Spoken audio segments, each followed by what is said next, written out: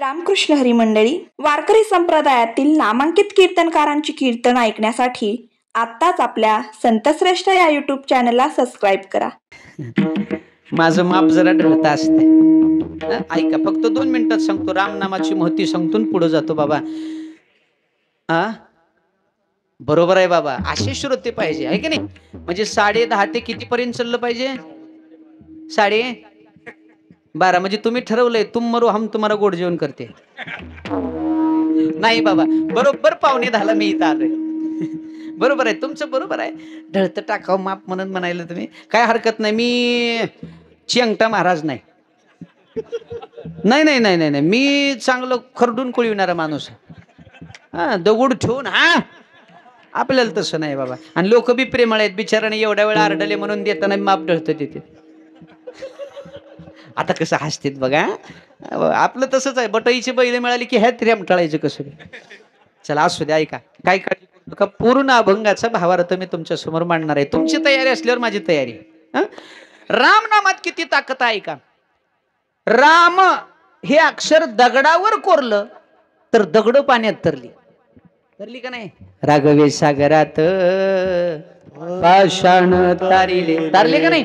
नळ आणि नीळ नावाच्या वानरानं राम हा शब्द दगडावर लिहायचा, पाषाणावर लिहायचा, आणि ती पाषाण पाण्यात टाकली जायचे सागरात. तर अशी जसे जडी दगडासहित वह्या तारियल्या जैशा, तुकोबरायांचा गाथा जसा हयात तरंगल्यासारखा तरंगल्या ना, तसं दगड पाण्यात तरली होती. दगड पाण्यात तरतो का तुम्ही जाऊन टेस्ट घ्या, तुम्हाला कळेल. दगड पाण्यात बुडतो. दगड हा जड आहे, दगड हा अचेतन आहे, तो पाण्यात बुडला जातो. पण देवाच्या नामाच्या ताकदीनं दगड तरले. रामाला सुद्धा विश्वास बसला नाही. प्रभू रामचंद्राला, रामाला सुद्धा नवल वाटलं माझ्या नावानं दगड तरतात. देवाने विचार केला मग आपणच टाकून बघावा. देवाच्या नामाचा महिमा देवाला सुद्धा कळाला नाही. तुझ्या नामाचा महिमा तुझं न कळे. नामाचा महिमा देवाला सुद्धा कळला नाही. तुम्हा आम्हाला कधी कळणार आहे. ऐका, आपल्या सुद्धा मनात शंका आहे. असं कुठं असतंय होई, भजन केल्यानं कुठं जीवन तरतय होई. असं नाही बाबा, विश्वास ठेवा कुठं तरी. प्रभू रामचंद्रांनी 2-3 दगड हातात घेतली आणि थोडस सेतुबंधनाचं काम चालू होतं. थोड्याशा अंतरावर समुद्र किनाऱ्यावर गेले आणि इकडे बघितलं, एक दगड पाण्यात टाकायला सुरुवात केला. प्रभू रामचंद्रांनी दगड पाण्यात टाकला की दगड बुडायचा. 1 टाकला, 2 टाकले, 3 दगड टाकली, 3च्या 3 बुडून गेली दगड बाबा, पाण्यात बुडून. प्रभू रामचंद्राला वाटलं माझ्या नावानं दगड तरतायत, मी टाकलेला का बुडत असेल. कुणी बघितलं तर नाही ना म्हणून पाठीमागं बघितलं तर हनुमंतराय उभे होते. हनुमंतरायांनी मान खाली घातली होती, पायाच्या अंगठ्यानं असं मातीत उकरत थांबले होते. प्रभू रामचंद्र म्हणले, हनुमंतराय तू इथं कधी आलास. हनुमंतरायाने सांगितलं, देवा पहिला दगड ज्या वेळेला तुम्ही टाकला का नाही तवा आता सगळंच उघडं पडलं की.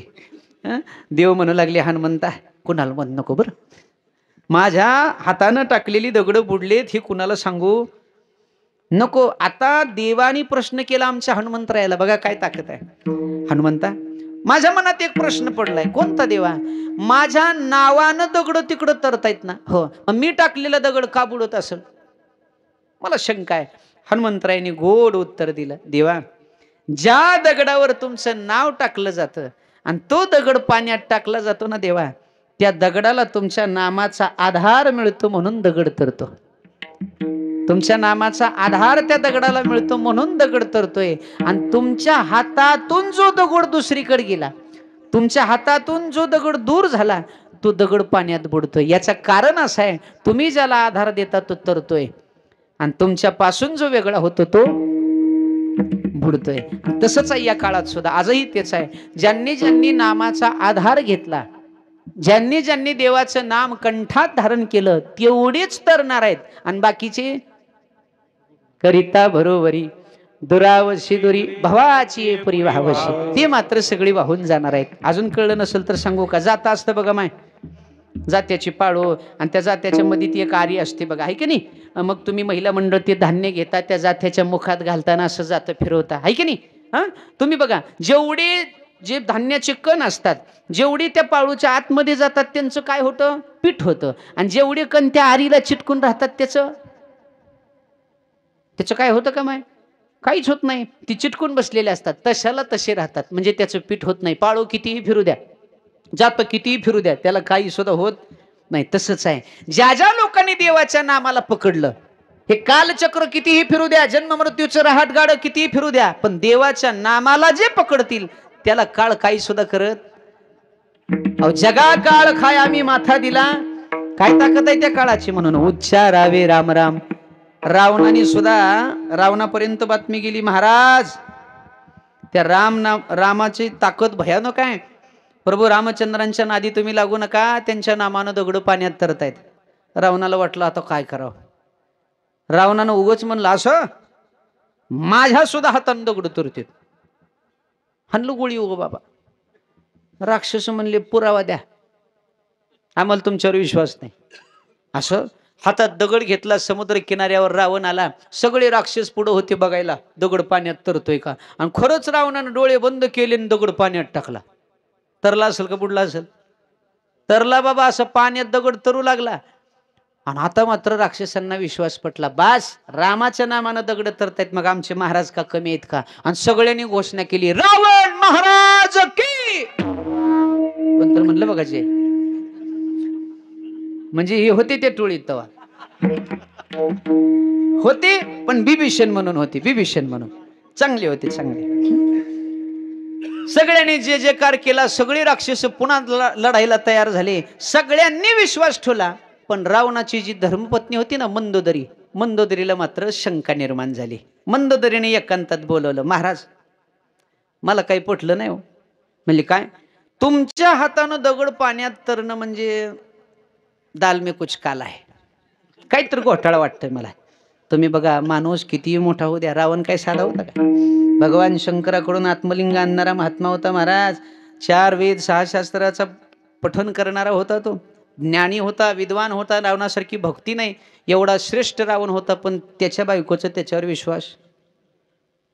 माणूस कितीही मोठा होऊ द्या, गावाला भारी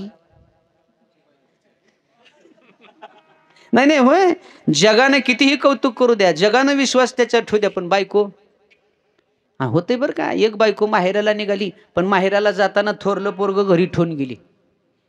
तिला मालकावर विश्वास नव्हता. ती जरा जात होतं प्यायला, कवा तर चुनचुन करायला. तिने थोरल्या पोराला घरी ठेवली. म्हणली, पिंट्या, म्हणलं काय घरी थांब. का ग मम्मी?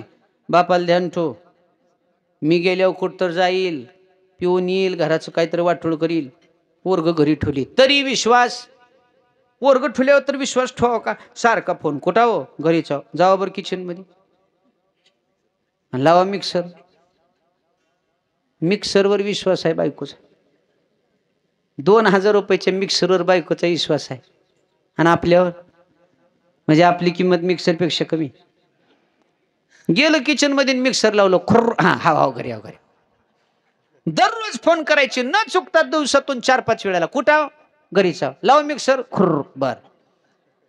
6व्या दिवशी बायकोच घरी आली बाबा. आणि गपचूप दार उघडून बघितलं तर पिंट्या एकटाच बघायला टीव्ही असं सोप्यावर पुढे. पिंट्या आणि बापर.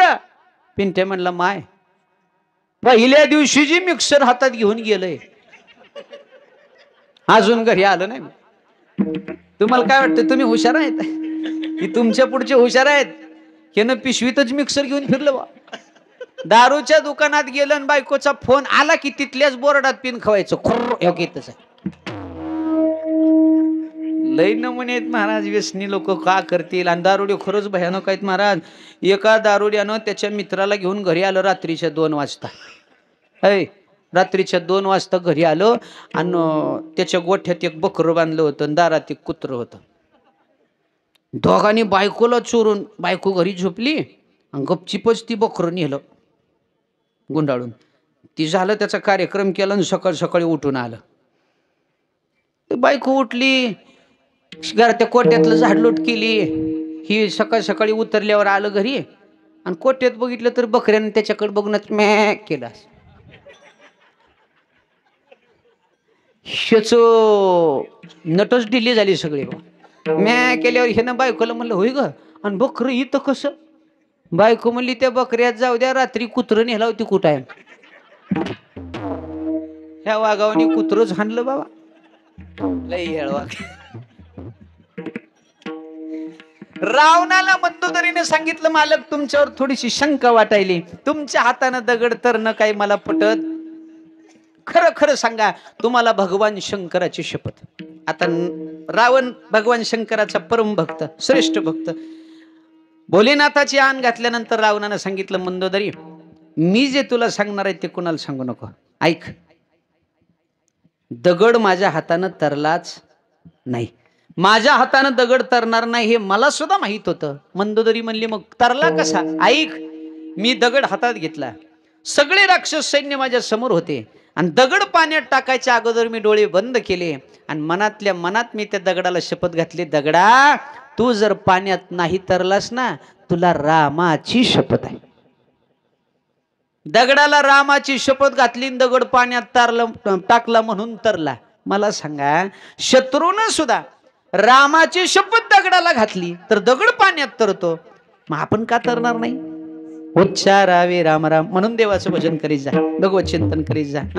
आणि हे भजन करायला जात धर्म पंथ लागत नाही. नाही वर्णा धर्म याती नामी अवघीच सरती. कुणी असू द्या, जात वेत्त गोत कुळ शिळ मात भजे का त्वरित ओझ नीच काही नेने भगवंत तिष्ठे भाव भक्ती देखून या. भगवंताचं भजन करायला जात धर्म पंथ लागत नाही, शुद्ध भाव आणि शुद्ध प्रेम लागतं.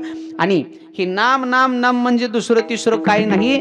तुका म्हणे नाम चैतन्य हे निजधाम. नाम म्हणजेच देव आहे, त्या भगवंताचं चैतन्य स्वरूप आहे, साक्षात ईश्वर स्वरूप आहे. तुम्हाला खरं सांगू का, नाम कंठात धारण करणं म्हणजे देवाला आपल्या जवळ करणं.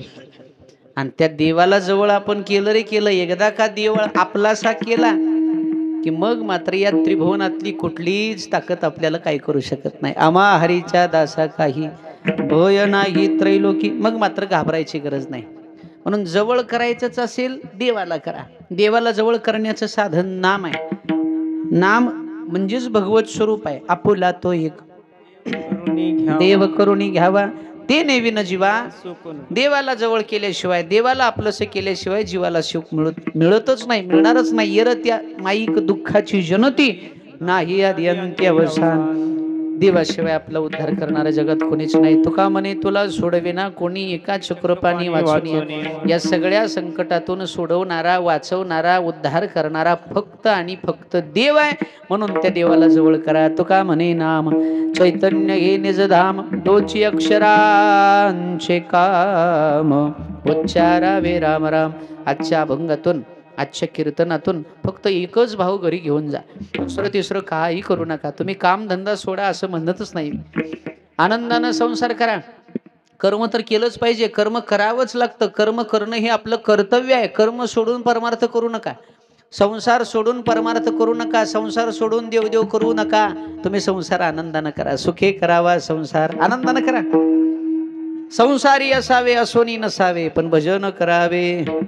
फक्त देवाचं भजन करा. काम करता करता नामस्मरण करा. एवढंच एक अंतःकरणापासून तुम्हा सर्वांना विनंती आहे.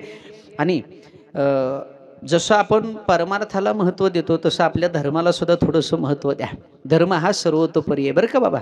आणि त्या धर्माचं रक्षण करणं ही आपली जबाबदारी आहे. आज आपण आपल्या धर्माचं रक्षण केलं तर उद्या तोच धर्म आपलं रक्षण करणार आहे. धर्मो रक्षिती रक्षतः, बरं का, हे तत्व आहे. म्हणून आपल्या सगळ्यांचं पहिलं कर्तव्य आहे धर्माचं रक्षण करणं, धर्माचं पालन करणं. धर्माचे पालन करणे पाखंड. काय चुकीच्या गोष्टी होत असतील, लोक जर पाखंड करत असतील, चुकीचं वागत असतील तर त्यांना नियंत्रण करणं सुद्धा आपलं काम आहे. पाखंडी लोकांचं पाखंड उघडं करा, बरोबर आहे की नाही, आणि धर्माचं रक्षण करा. संत श्रेष्ठ या यूट्यूब चॅनलवरील नवनवीन व्हिडिओज पाहण्यासाठी चॅनलला सबस्क्राईब करायला विसरू नका. शेअर, लाईक नक्की करा.